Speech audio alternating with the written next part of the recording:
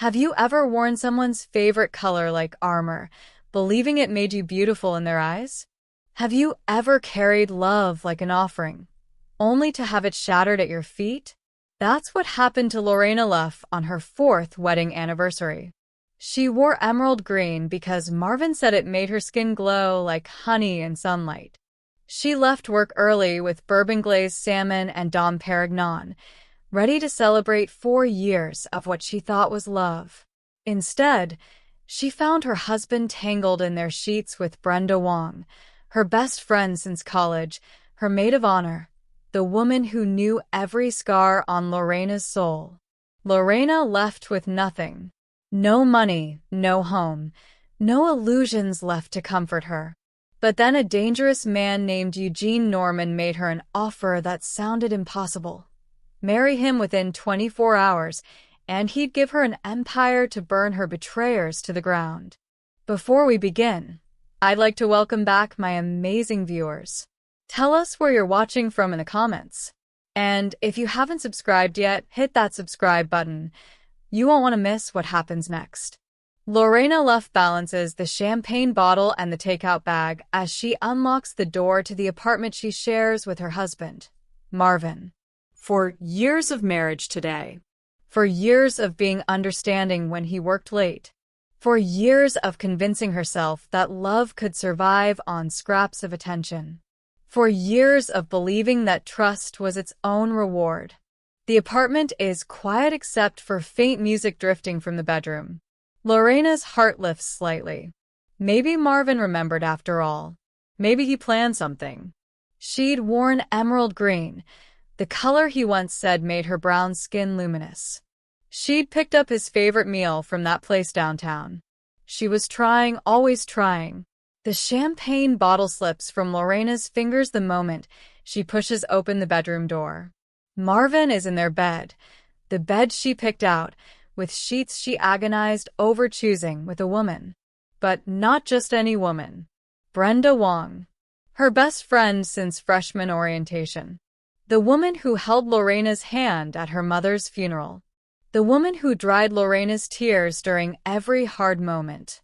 The woman Lorena trusted more than anyone on earth. The bottle doesn't shatter immediately. It rolls across the hardwood floor in terrible slow motion, the golden foil catching the afternoon light before it hits the dresser and explodes. Glass and champagne everywhere, the sound sharp and final. They don't scramble. They don't look ashamed. Marvin actually sighs, like Lorena has interrupted something important. "You're early," he says flatly, reaching for a folder on the nightstand. He tosses it toward her feet. Papers spill out. Divorce documents. Already prepared. Already signed on his end. Lorena's brain refuses to process what she's seeing. This can't be real. Not Marvin. Not Brenda. Not like this. Brenda stretches against the pillows, completely naked, completely comfortable. She pulls the sheet up just enough to be theatrical, smiling a smile Lorena has never seen before. Cruel, satisfied, victorious. "Surprise, Lori," Brenda purrs. "Happy anniversary. I got Marvin the best gift this year. Freedom from you." The room tilts. Lorena grabs the doorframe, her knees threatening to buckle. "For years," Marvin says, standing now, pulling on his pants without any urgency. "That's exactly how long I needed. Your father's pharmaceutical network, his distribution partners, his legacy clients, they all trust me now. They do business with me directly. I don't need you anymore." "You married me for my father's business?" Lorena's voice sounds distant, like it belongs to someone else, someone watching this happen from far away. Obviously. Marvin buttons his shirt, checking his reflection in the mirror, smoothing his hair. "Why else would I marry someone like you? You're not ambitious enough, not connected enough on your own. You are access. A key that unlocked doors. That's all."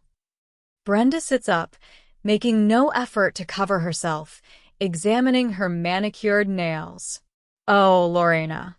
You really thought a man like Marvin wanted you for you?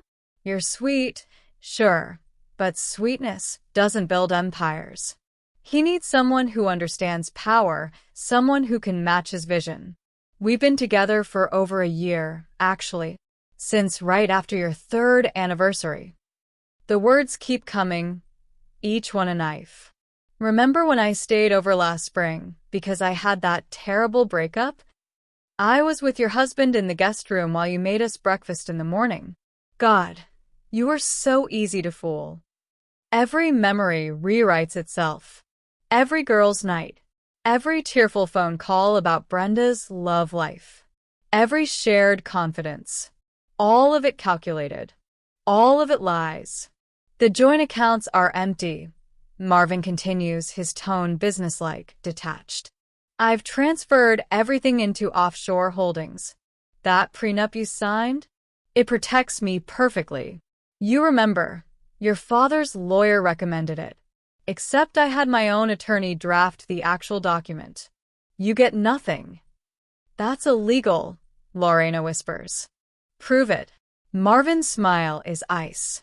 You signed everything I put in front of you because you trusted me. That's your mistake, not mine.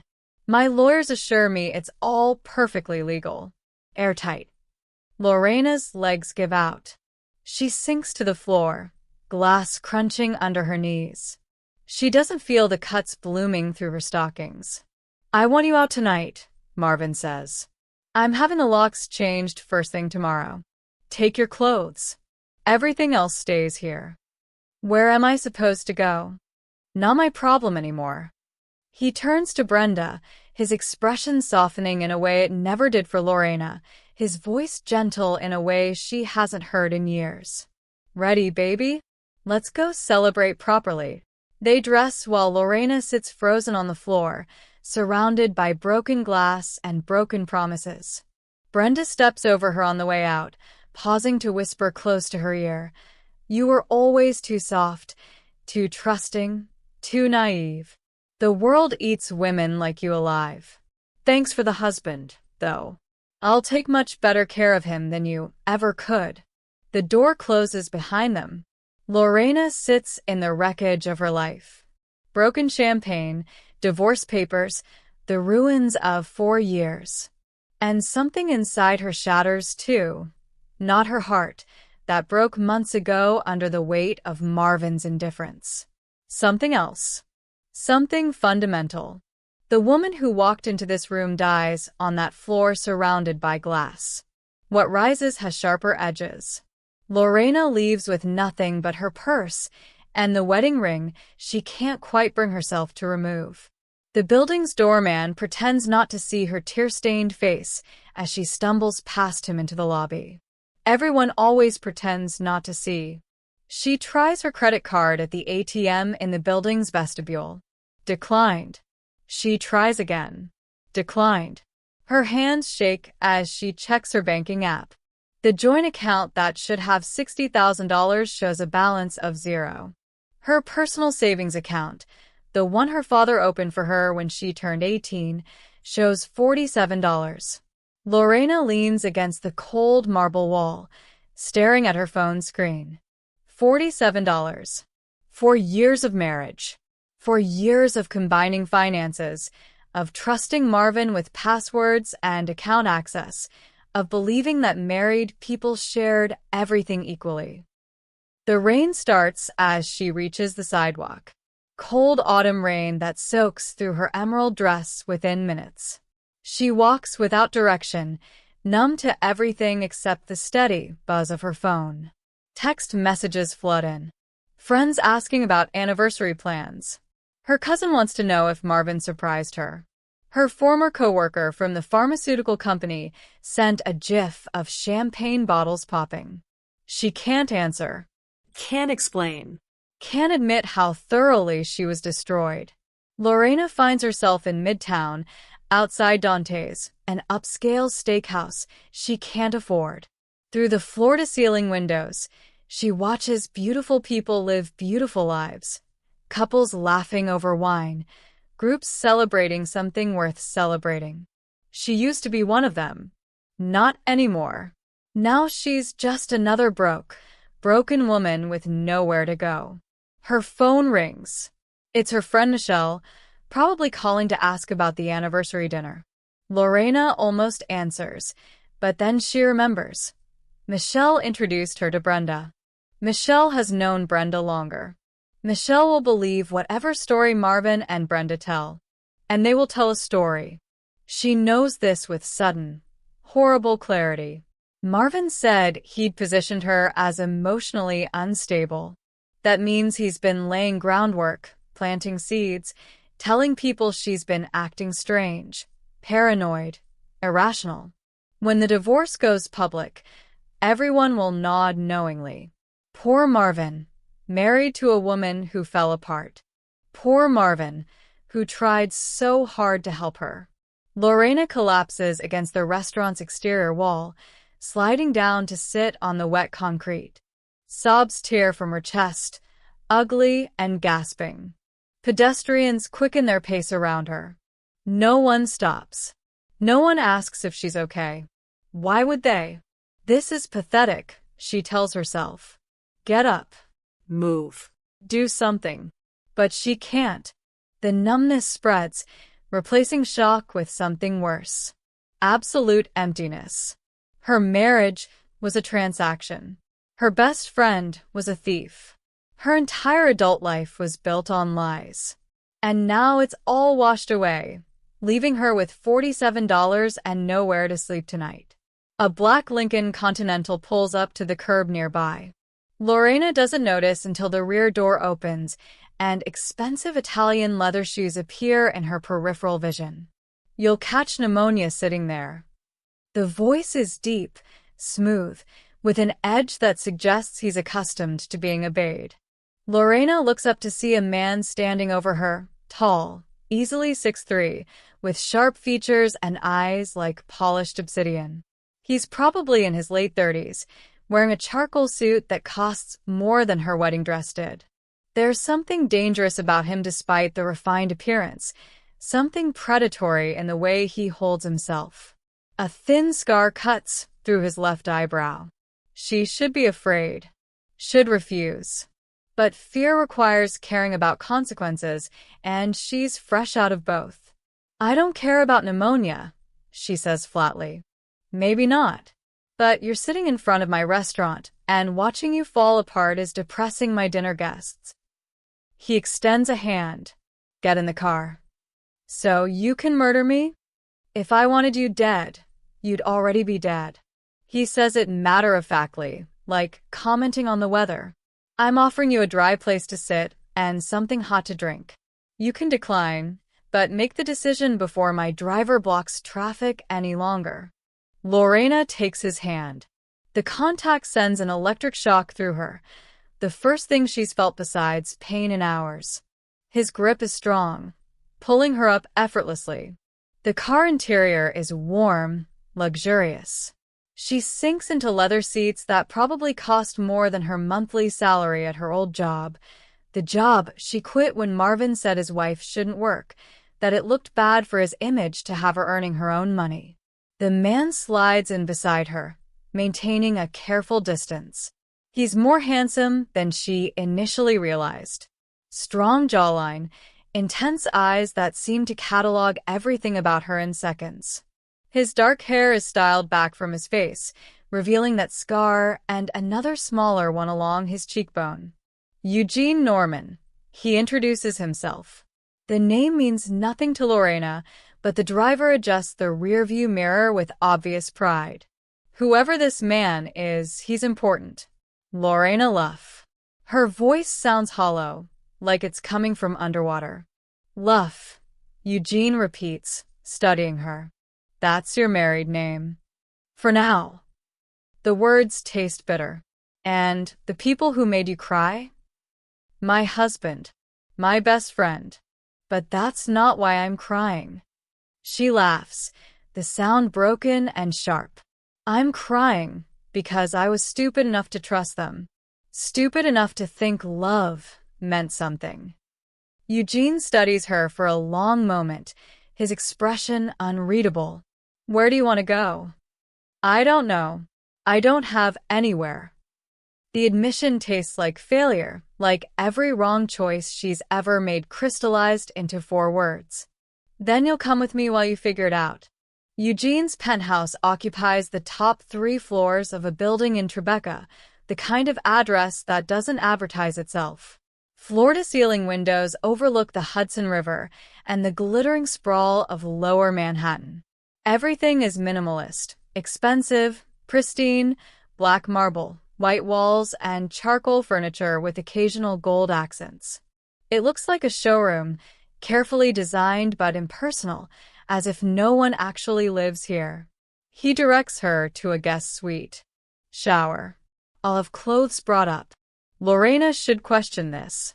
Should worry about his motivations, his intentions, what he wants from her. Instead, she stands under scalding water and watches for years of marriage wash down the drain, pink with blood from the cuts on her knees. When she emerges, there's a selection of women's clothing laid out on the bed. Designer pieces in her exact size, tags still attached.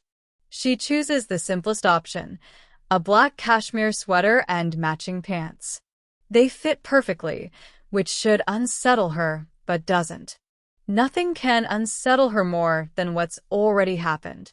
The living room is warmer than the rest of the penthouse. A fireplace burns despite the modern setting, casting shadows across the marble. Eugene stands by the windows holding 2 glasses of amber liquid. Whiskey, he says, offering her one. You look like you need it. She does. The alcohol burns, grounding her back into her body. So, Eugene says, settling into a chair across from her. Tell me why you were falling apart on my doorstep. Why do you care? Call it curiosity. Maybe it's the shock. Maybe it's because he's a stranger she'll never see again. Maybe it's the whiskey loosening the words lodged in her throat. Lorena tells him everything. The anniversary surprise, finding Marvin with Brenda, the divorce papers, the drained accounts, the prenup trap, the calculated cruelty of it all. She speaks calmly, clinically, like reciting someone else's tragedy. Eugene listens without interrupting. When she finishes, he refills both glasses. Your husband is Marvin Luff, he says.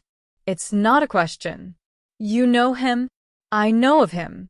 Mid-level pharmaceutical distributor, trying to climb higher. Leveraged beyond his means. Makes risky deals to impress the wrong people. I didn't know he was also stupid enough to steal from his wife and flaunt an affair publicly. Apparently, I was the only one who didn't know. No. You were trusting. There's a difference. Eugene studies her over his glass, his dark eyes calculating. What will you do now? I don't know. Find a lawyer, I guess. Try to prove he stole from me, though he claims everything is legal. Find somewhere to stay. Find a job. The list overwhelms her. Start over. And if I offered you another option? Lorena stares at Eugene, trying to read the intent behind those obsidian eyes. What kind of option? My mother is dying, he says simply. Pancreatic cancer, stage 4. The doctors give her 3 months, maybe 4. Her final wish is to see me married to what she calls a good woman. Someone with education, grace, family values. He pauses. Someone like you. You want to marry me so your dying mother can have peace? I want a business arrangement. You marry me, play the role of devoted wife until my mother passes, and in exchange, I give you something far more valuable than a divorce settlement. He leans forward slightly. I give you the resources, connections, and protection to destroy Marvin and Brenda completely. Not just financially, though I can do that in 72 hours. I mean their reputations, their futures, their ability to sleep soundly at night. Lorena's heart pounds. Why would you do this for a stranger? Because I despise men like your husband. Because my mother's happiness matters more to me than anything in this world.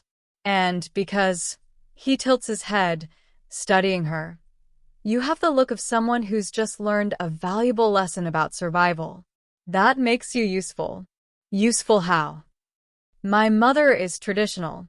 She wants to see me settled, stable, married to someone respectable before she dies. Every woman I've introduced her to, she's seen through immediately. Gold diggers, social climbers, women attracted to power. His expression softened slightly. But you'd be genuine. Grieving your own losses, showing her real kindness. She'd believe it. And after she dies? Quiet divorce. Generous settlement.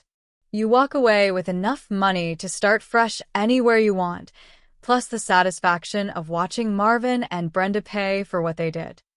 Lorena should refuse. Should recognize this as trading one dangerous situation for another. But $47 and a rain-soaked dress are all she is left in the world. And something deeper, something raw and wounded inside her, craves the revenge he's offering like oxygen. What's the catch? No catch. Just terms. You play the role convincingly. You treat my mother with genuine respect. I'll know if you don't.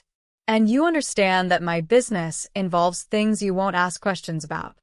His gaze intensifies. I'm not a good man, Lorena. I'm offering you a devil's bargain. She thinks of Marvin's cold dismissal. Brenda's theatrical cruelty. For years of her life were stolen. Her father's legacy was corrupted.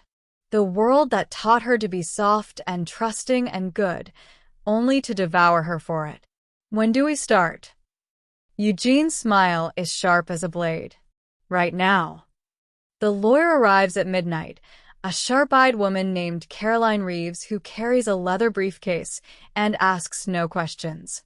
A judge follows 20 minutes later, clearly accustomed to being summoned at unusual hours. Two witnesses appear, members of Eugene's staff who sign documents with practiced efficiency. Lorena reads every word of the prenuptial agreement this time. It's shockingly generous. A monthly allowance of $50,000 starting immediately, full access to Eugene's legal team, a lump sum of $5 million upon the dissolution of the marriage, and protection clauses that make her untouchable to creditors, ex-spouses, or anyone seeking to harm her. Why so much, she asks. Because I keep my word, Eugene says simply. And because you're providing a service worth far more than money to me. She signs. The pen feels heavy, like signing away the last piece of the woman she used to be. The judge performs a brief ceremony. No flowers, no music, no pretense of romance. Just legal words binding two strangers together for reasons that have nothing to do with love. When Eugene slides the ring onto her finger, Lorena gasps. It's a 10-carat emerald-cut diamond surrounded by smaller stones, the kind of ring that belongs in a museum. You wear my name now, Eugene says quietly, his hand still holding hers. That means no one touches you. No one threatens you. No one takes anything from you again. Understood. She nods, unable to speak past the lump in her throat. By 2 a.m, it's done. Lorena Luff is now Lorena Norman, married to a man she met 4 hours ago, wearing a ring that costs more than her childhood home. The transformation begins immediately. Eugene's assistant, a efficient woman named Petra, appears with a black credit card embossed with Lorena's new name. No limit, Petra explains. Use it for anything you need. A stylist arrives at dawn with racks of designer clothing. Personal shopper, Eugene explains. Everything tailored, everything perfect, everything chosen to project power and wealth. Lorena stands in front of the mirror in a black Valentino sheath dress and barely recognizes herself. Armed drivers appear when she needs to go anywhere. The staff moves through the penthouse like ghosts, present but invisible, anticipating needs before she voices them. And slowly, through overheard conversations and careful observations, Lorena begins to understand that Eugene's import-export business is a carefully constructed facade. The men who visit speak in coded language about shipments and territory. They defer to Eugene with the kind of respect born from fear. And when Petra mentions that Mr. Norman needs to handle a situation in Brooklyn, the way she says it makes Lorena's blood run cold. She's married to someone dangerous, someone powerful, someone who operates in shadows the old Lorena never knew existed. And for the first time since finding Marvin with Brenda, she feels something other than pain. She feels protected. Delphine Norman lives in a brownstone in Brooklyn Heights, the kind of historic building that whispers old money and older secrets.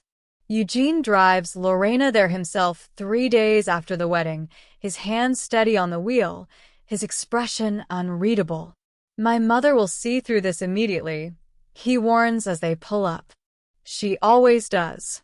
But she'll respect honesty more than performance. Don't try to fool her. The brownstone's interior is warmth and history. Antique furniture, family photographs spanning decades, the scent of lavender and old books. A nurse greets them at the door and leads them upstairs to a bedroom flooded with afternoon light. Delphine Norman is small in the hospital bed, her body ravaged by illness, but her eyes are sharp as cut glass. She's perhaps 70, with silver hair braided elegantly over one shoulder and skin the color of aged mahogany. When she sees Lorena, those eyes narrow with immediate assessment. "So," Delphine says, her voice surprisingly strong, "this is the woman my son married in the middle of the night without telling his dying mother." Eugene kisses her forehead gently. "I told you I'd find someone, Mama. You told me many things, baby. Doesn't make them true." She gestures for Lorena to come closer. "Sit. Let me look at you properly." Lorena sits in the chair beside the bed, acutely aware of Delphine's scrutiny. "You're beautiful," Delphine says finally. "But beauty is cheap. What else are you?" Lorena hesitates, then remembers Eugene's warning. "I'm angry." Delphine's eyebrows rise. "Angry at my son already? That was quick." "No." "Angry at the people who destroyed my life. Angry at myself for letting them." Lorena meets those sharp eyes directly. "Your son offered me a business arrangement. I accepted because I have nowhere else to go and nothing left to lose. This isn't a love story, Mrs. Norman. It's a transaction." The room falls silent. Eugene tenses beside her, but Delphine's expression shifts into something that might be approval. "At least you're honest." Delphine reaches out, her hand frail but steady, and touches Lorena's cheek. "Tell me what happened, child. Tell me why you're angry." So Lorena does. She tells this dying woman everything: the betrayal, the theft, the calculated cruelty of people she loved. She tells her about $47 and sitting in the rain. She tells her about feeling like the world punished her for being kind. When she finishes, Delphine is quiet for a long moment. "You want revenge," she says finally. "Yes." "And you want to learn to be strong." "Yes." "And you're tired of being the kind of woman people think they can break." "Yes." Lorena's voice cracks slightly. "I'm so tired of it." Delphine smiles then, and it transforms her entire face. She looks at Eugene. "I like this one. She's got bones underneath all that softness. Real bones." Lorena's new life begins in earnest the next morning when a woman appears at the penthouse door carrying a duffel bag and an expression that could cut diamonds. Xiomara Reeves, she introduces herself, extending a calloused hand. "Eugene says you need to learn how to protect yourself." Xiomara is perhaps 40, lean and muscular, with close-cropped natural hair and a scar that runs from her temple to her jaw. She moves like a predator, every gesture controlled and purposeful. Later, Lorena will learn that Xiomara spent 10 years in the Marines before becoming Eugene's head of security, that she can kill someone 17 different ways with her bare hands, and that she's fiercely loyal to the Norman family. But that first morning, all Lorena knows is that this woman terrifies her. "I don't want to hurt anyone," Lorena says weakly. "That's fine. I'm here to make sure no one hurts you." Xiomara drops the duffel bag. "Put on the workout clothes. We start now." The training is brutal. Xiomara teaches her pressure points, escape techniques, how to recognize when someone is following her. She teaches Lorena to trust her instincts, to scan rooms automatically, to position herself near exits. "Predators can smell fear," Xiomara explains, correcting Lorena's stance. "You need to smell dangerous instead." The physical training happens every morning. The social training happens every evening when Eugene brings her into his world. Dinners with business associates, gallery openings, charity galas. He introduces her as his wife without explanation or apology, and Lorena learns to hold her head high under curious stares. "You're not asking for their approval," Eugene coaches her before one event. "You're granting them the privilege of your presence. There's a difference." She learns to walk into rooms and command them, learns that silence can be more powerful than words, learns how to smile while delivering remarks that land like surgical strikes. One of Eugene's associates makes a condescending comment about trophy wives, and Lorena responds with, "How fascinating that you think women are trophies. That explains so much about your 3 divorces." The table goes quiet, then erupts in laughter. Eugene squeezes her hand under the table, approving. But while Lorena transforms, Marvin launches his counterattack. The Whisper campaign becomes public. Articles appear in social columns about his unstable ex-wife who required psychiatric intervention. Friends Lorena hasn't spoken to in months post sympathetic messages about her difficult time.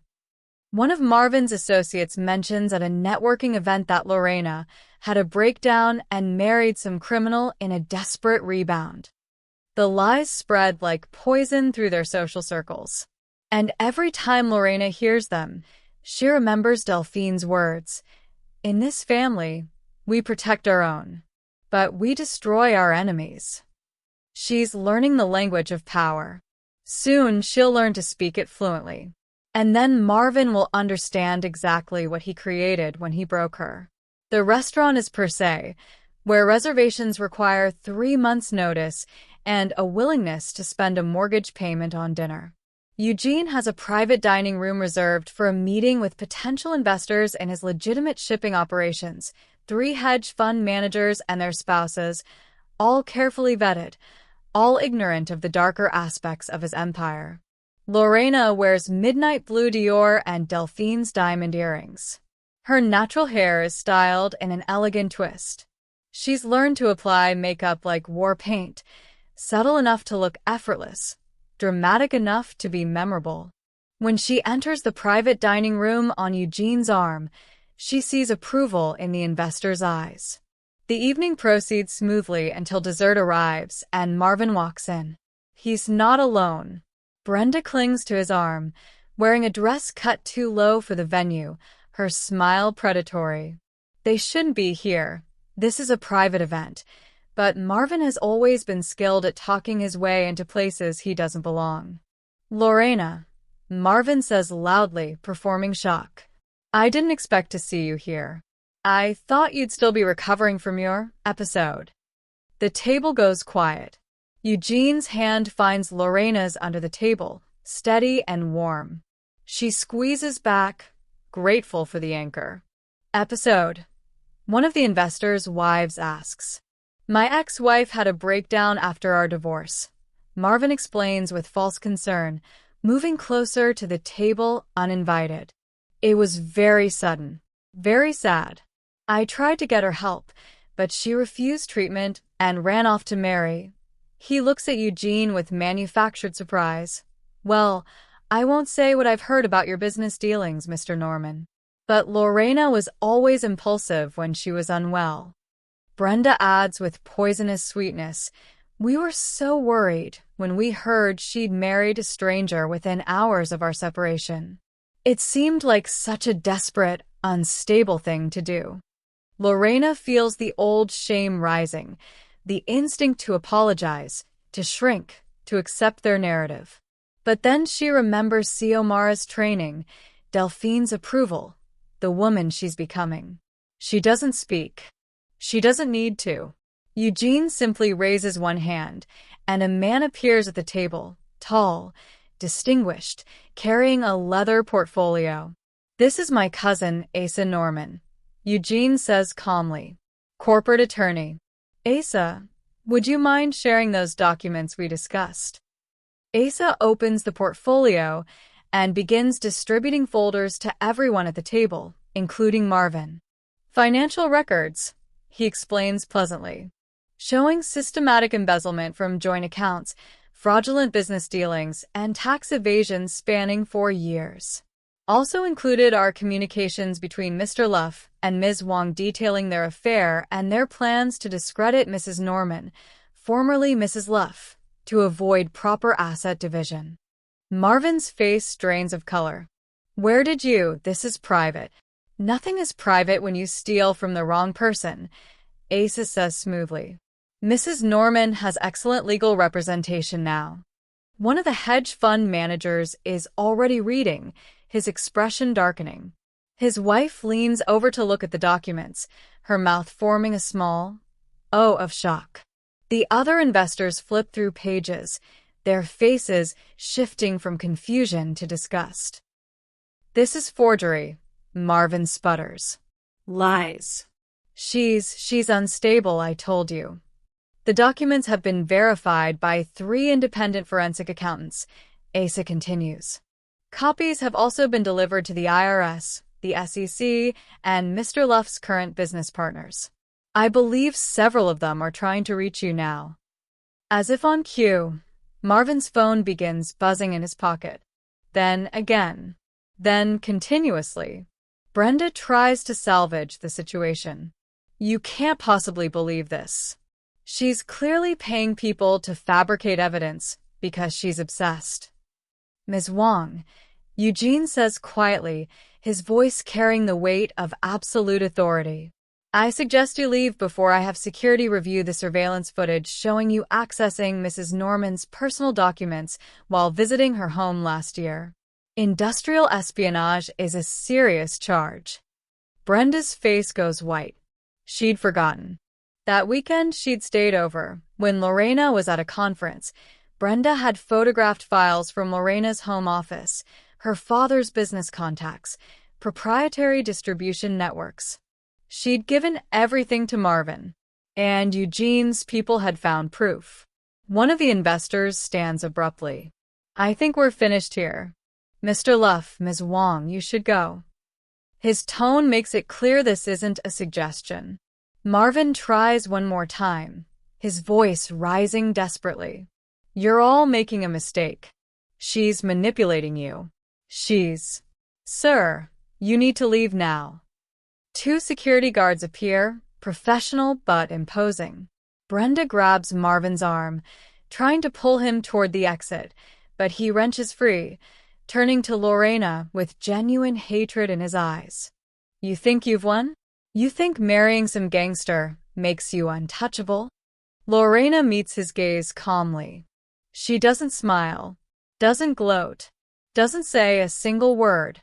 That silence, that complete dismissal, destroys him more thoroughly than any verbal response could. She simply turns away, reaching for her wine glass, continuing her conversation with the investor's wife as if Marvin has already ceased to exist.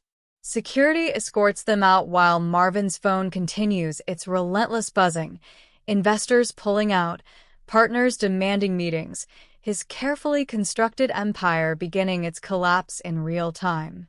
Lorena takes a sip of wine and doesn't watch them go. She's already forgotten they were ever there.